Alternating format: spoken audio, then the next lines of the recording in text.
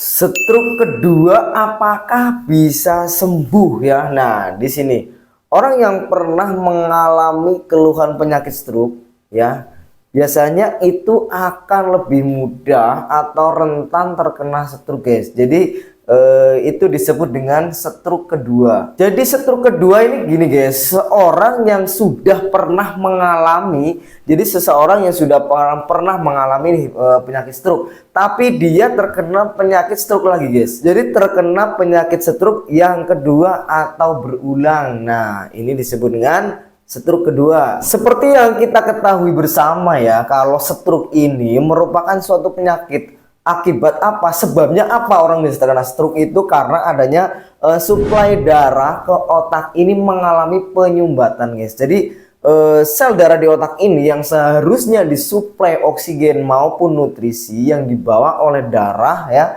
Nah, ini terhenti atau tersumbat. Jadi tidak, sel saraf ini kekurangan nutrisi atau oksigen. Nah, sehingga menyebabkan penyakit stroke karena kerusakan sel saraf di area otak, ataupun ya karena pecah pembuluh darah. Jadi selain karena penyumbatan pembuluh darah atau yang disebut dengan stroke iskemik, terjadinya penyakit stroke juga bisa karena pecah pembuluh darah atau disebut dengan stroke hemoragik. Jadi pada dasarnya bagian otak ini ya, bagian otak yang pernah mengalami gangguan ya atau pernah mengalami kerusakan itu tidak benar-benar pulih sepenuhnya. Jadi ketika orang sudah pemulihan ya, sudah sembuh dari penyakit stroke, bisa dikatakan sembuh walaupun tidak sembuh total gitu ya. Nah, di sini bagian saraf di otak ini kan pernah mengalami gangguan, pernah mengalami kerusakan.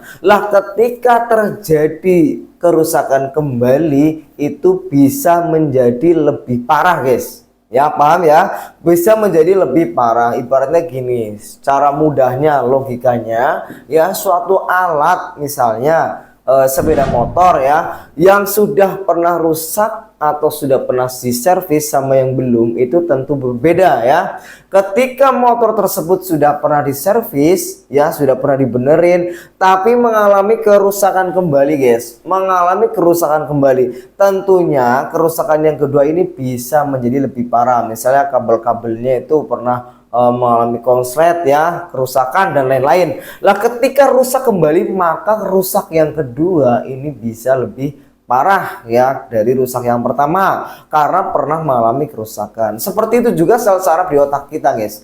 Sel saraf di otak yang penderita stroke, yang untuk stroke yang kedua ya, apakah bisa sembuh? Bisa, tapi tentunya ada tahapan-tahapannya, ada tahapan pengobatannya, dan juga dengan perubahan gaya hidup atau pola hidup sehat yang benar-benar bisa membantu atau mendukung untuk pemulihan penyakit stroke. Jadi pada intinya, guys, orang terkena stroke kedua ya, terkena stroke yang kedua kali ini mungkin ya, itu dari beberapa survei itu biasanya gaya hidup atau pola hidup yang tidak sehat.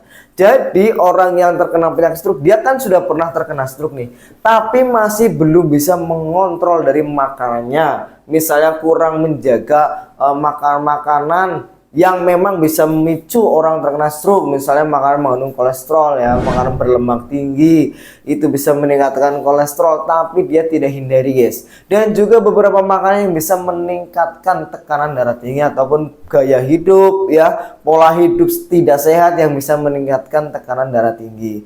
Dan beberapa kebiasaan buruk seperti begadang ya, terlalu banyak begadang, ataupun kebiasaan merokok. Nah, ini bagi para bapak-bapak ya, para laki-laki itu biasanya susah sekali ya. Kebiasaan merokok yang tidak dihindari ini juga memicu orang bisa terkena stroke yang kedua kali jika sudah pernah mengalami keluhan penyakit stroke sebelumnya.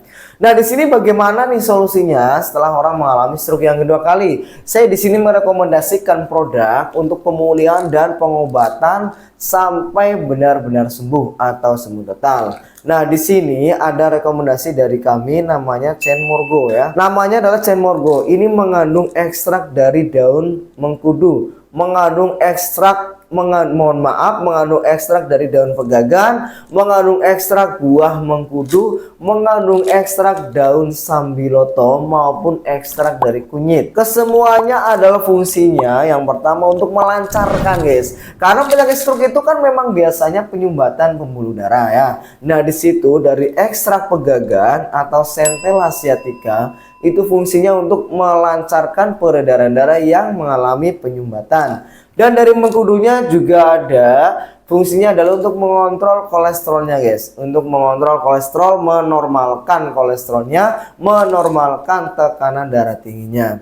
Dan dari kunyitnya itu fungsinya adalah untuk merevitalisasi atau meregenerasi sel-sel yang mengalami kerusakan akibat kekurangan suplai darah ke otak, yang membawa oksigen, membawa nutrisi dan sebagainya. Dan selain daripada itu, pengobatan luar juga perlu. Jadi selain pengobatan dalam dengan Chen Morgo, saya juga rekomendasikan minyak herbal Maulana ya. Ini untuk pengobatan luarnya guys. Jadi orang terkena stroke itu memang bagusnya itu pengobatannya dua. Jadi dari dalam iya, dari luar iya. Maksudnya dua pengobatan ini fungsinya adalah untuk mempercepat penyembuhan. Jadi dari dalam dengan Chen Morgo untuk melancarkan peredaran darah dari dalamnya, untuk mengontrol tekanan darah tinggi, mengontrol kolesterolnya. Dan minyak herbal Maulana ini untuk pengobatan dari luarnya dengan cara dipijat atau diurut ataupun dibalurkan saya cukup ya. Fungsinya adalah untuk merangsang peredaran darah yang mengalami penyumbatan dengan minyak herbal Maulana. Dan juga Chen Morgo untuk pengobatan dari dalamnya. Silakan Anda bisa mendapatkan Chen Morgo ataupun Maulana itu bisa melalui saya. Silakan Anda berkonsultasi dulu keluhannya dan juga nanti saya akan merekomendasikan ya produk yang tepat untuk Anda. Ini sudah ada izin resmi Depkes PPOM-nya, halal MUI juga sudah ada. Obatnya ini sudah legalitasnya sudah sangat jelas, jadi tidak usah diragukan, dan mudah-mudahan ini menjadi solusi yang tepat untuk Anda. Silakan Anda berkonsultasi dulu, bisa menghubungi saya via WhatsApp. Nomor WhatsApp saya ada di bio. Silakan.